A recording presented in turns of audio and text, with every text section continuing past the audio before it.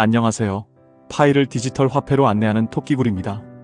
먼저 파이코인 창시자 칭다이오판의 지난 인터뷰 연설을 인용하겠습니다. 파이코인의 총 발행 예정량 1000억 개를 전 세계 인구 81억 명이 나누어 갖는다면 1인당 12개밖에 안 됩니다.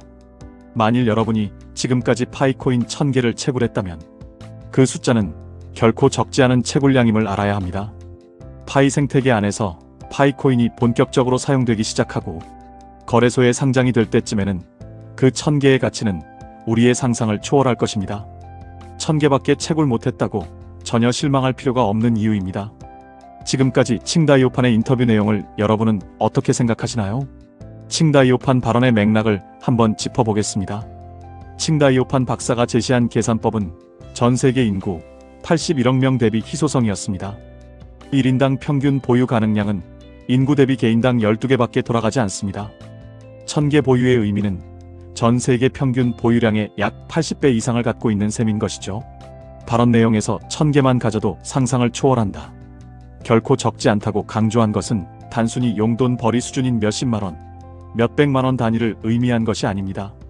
일반적으로 암호화폐 생태계에서 상상을 초월하는 가치나 인생을 바꿀 정도의 자산으로 평가받으려면 최소한 개당 수십 달러에서 수백 달러 이상의 가치를 형성해야 상식적인 맥락이 성립합니다.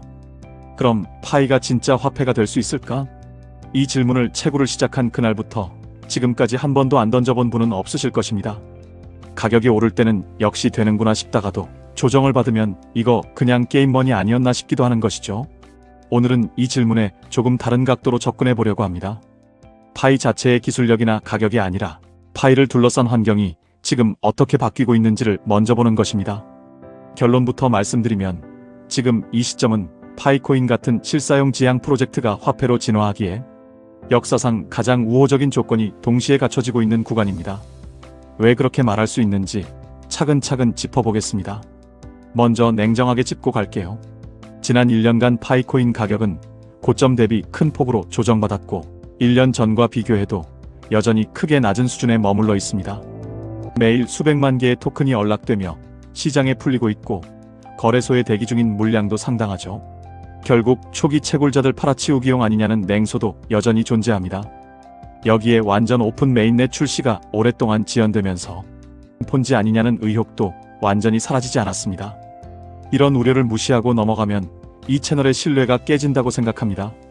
그래서 오늘은 그 우려를 부정하는 대신 그 우려와는 별개로 화폐로서의 파이를 뒷받침하는 외부 환경이 실제로 얼마나 정비되고 있는지를 팩트 위주로 짚어보겠습니다. 먼저 전 세계가 지금 결제용 디지털 자산의 규칙을 만들고 있습니다. 가장 큰 변화는 규제입니다. 화폐가 되려면 결국 법적으로 이건 결제 수단으로 인정한다는 근거가 있어야 하는데 그 근거가 전 세계적으로 동시다발적으로 만들어지고 있는 것이죠. 미국에서는 작년에 지니어스 법안이 의회를 통과하면서 스테이블 코인, 즉 결제용 디지털 자산에 대한 발행 요건과 준비금 기준이 처음으로 법제화됐습니다. 올해는 후속으로 클래리티 법안이 상원 상임위원회를 통과하며 디지털 자산 전반의 증권성 기준을 정리하는 단계까지 왔습니다. 여기에 연준의 CBDC 발행 권한을 제한하는 법안도 하원에서 논의되고 있는데 이건 결국 민간 디지털 자산이 결제 영역에서 활동할 공간을 넓혀주는 방향의 정치적 흐름이기도 합니다. 한국도 크게 다르지 않습니다. 금융위원회는 올해 하반기 업무보고에서 디지털 자산 기본법을 연내 마련하겠다고 공식 발표했습니다. 법안에는 가상자산을 지급결제형, 증권형, 유틸리티형으로 명확히 분류하는 내용이 담기고 원화 연동 스테이블 코인의 법적 근거도 함께 마련될 예정입니다. 은행권과 빅테크가 컨소시엄을 구성해 스테이블 코인 발행을 준비하는 움직임도 이미 시작되고 있습니다. 즉, 몇 년 전만 해도 이게 화폐냐 투기자산이냐는 질문 자체가 법적 공백 상태였다면 지금은 각국이 직접 나서서 결제용 디지털 자산은 이런 기준으로 인정한다는 트랙을 새로 만들고 있는 것입니다. 파이처럼 처음부터 실사용을 지향해온 프로젝트에게는 달릴 수 있는 도로가 이제 막 포장되고 있는 셈입니다. 그리고 파이 네트워크 내부도 결제 인프라를 정비 중입니다. 외부 환경만 좋아지는 게 아닙니다. 파이 네트워크 안에서도 결제망으로서의 기초공사가 동시에 진행되고 있습니다. 최근 프로토콜 26 업그레이드가 적용되면서 정해진 기한까지 업데이트를 설치하지 않은 노드는 네트워크 연결이 차단되는 강한 기준까지 적용됐습니다. 당장은 불편할 수 있는 조치지만 뒤집어 보면 느슨하게 참여하는 노드보다 실제로 네트워크를 안정적으로 지탱하는 노드를 중심으로 체질을 개선하겠다는 의지로 읽을 수 있습니다. 여기에 파이덱스, 즉 네트워크 안에서 자산을 직접 교환할 수 있는 탈중앙 거래소 기능도 활성화 단계에 들어갔습니다. 개인 간 자산 거래가 네트워크 내부에서 가능해진다는 건 파이가 외부 거래소에만 의존하지 않고 스스로 유동성을 만들어낼 수 있는 구조로 옮겨가고 있다는 뜻이죠. 결제 정산 속도를 높이고 개발자 통합을 쉽게 하는 대규모 업데이트도 병행되고 있습니다. 수시로 열리는 해커톤에서도 실제 상용화 가능성이 있는 앱들의 상금이 수여되면서 개발자들이 파이 위에서 실제로 쓸 수 있는 서비스를 만들도록 유도하는 흐름도 이어지고 있습니다.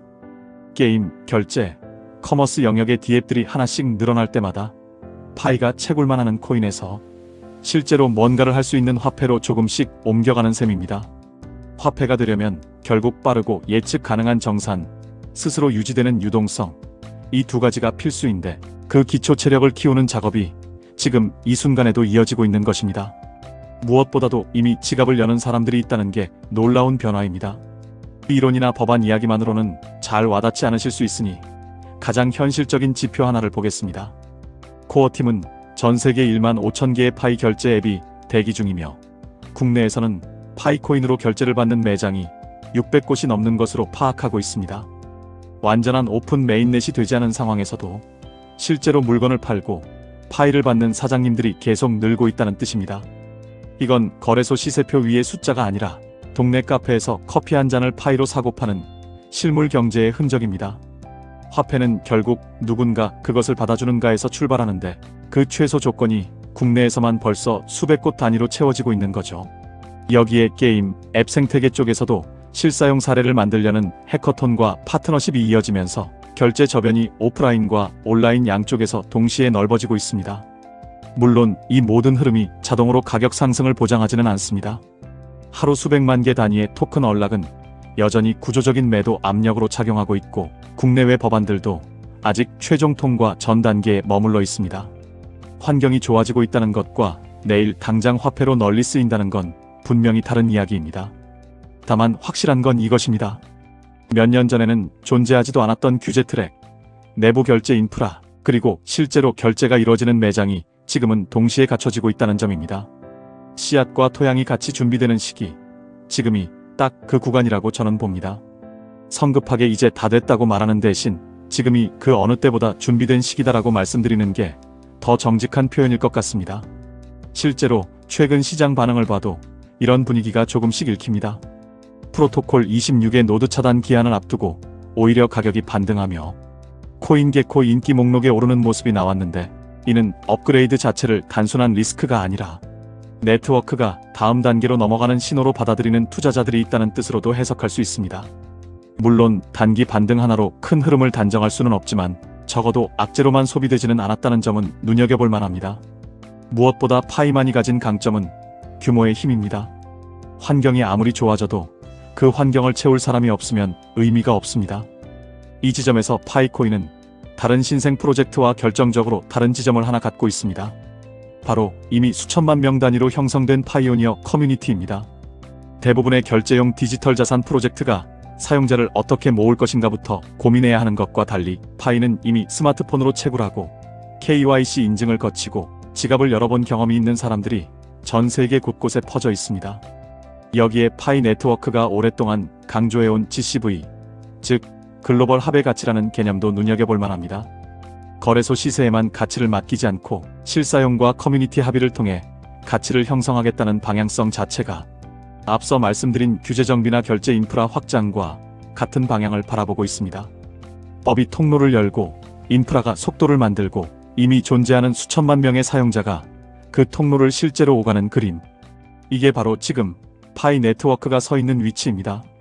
그럼 파이오니어 여러분 입장에서는 앞으로 뭘 지켜보면 될까요? 세 가지만 기억해 두시면 좋을 것 같습니다. 첫째는 한국의 디지털 자산 기본법과 미국의 클래리티 액트가 언제 어떻게 어떤 내용으로 최종 통과되는지입니다. 특히 스테이블 코인 발행 주체 요건이 어떻게 정해지느냐에 따라 파이 같은 프로젝트가 국내 결제망에 어떤 방식으로 편입될 수 있을지 방향이 갈릴 수 있습니다. 둘째는 파이덱스와 노드 참여율 같은 네트워크 내부 지표입니다. 업그레이드 기한을 지키지 못해 차단되는 노드 비율이 얼마나 되는지, 덱스에서 실제 거래가 얼마나 활발하게 일어나는지를 보면 네트워크가 얼마나 단단해지고 있는지 감을 잡을 수 있습니다. 셋째는 국내외 결제 가맹점 숫자의 변화 속도입니다. 600곳이 700곳, 800곳으로 늘어나는 속도가 빨라진다면 그건 규제와 인프라가 실제 소비자 행동으로 이어지고 있다는 가장 확실한 신호가 될 것입니다. 이 세 가지 지표를 토끼굴 채널에서도 꾸준히 추적해서 업데이트해드리겠습니다. 결국 화폐는 기술 하나로 완성되지 않습니다. 법이 통로를 열어주고 인프라가 속도를 만들고 사람들이 실제로 주고받으면서 서서히 화폐가 되어갑니다. 파이코인은 지금 이 세 가지 흐름, 즉 규제의 정비, 네트워크의 성숙, 실사용의 확산이 동시에 맞물리는 드문 순간을 지나고 있습니다. 여러분이 채굴하고 결제하고 노드를 돌리는 그 작은 행동 하나하나가 사실은 이 환경을 만드는 벽돌 한 장이라는 것 잊지 않으셨으면 합니다. 가격이 오르내리는 것만 보고 있으면 조급해지기 쉽습니다. 하지만 한 발 물러나서 규제, 인프라, 실사용이라는 세 개의 큰 축을 함께 보면 지금은 흔들리는 시기가 아니라 준비되는 시기라는 게 조금 더 선명하게 보이실 것입니다. 저희 토끼굴은 앞으로도 감정적인 응원이 아니라 이런 팩트 기반의 시각으로 여러분과 함께 이 여정을 지켜보겠습니다. 파이코인 창시자 칭다이오판, 채굴한 파이 1000개면 우리가 상상한 이상의 가치를 가질 것이다. 파이오니어 여러분 믿고 힘내십시오. 이 영상은 이것으로 마치고 구독과 멤버십 후원이 더 깊이 있는 영상 제작에 큰 힘이 됩니다. 토끼굴이었습니다. 감사합니다.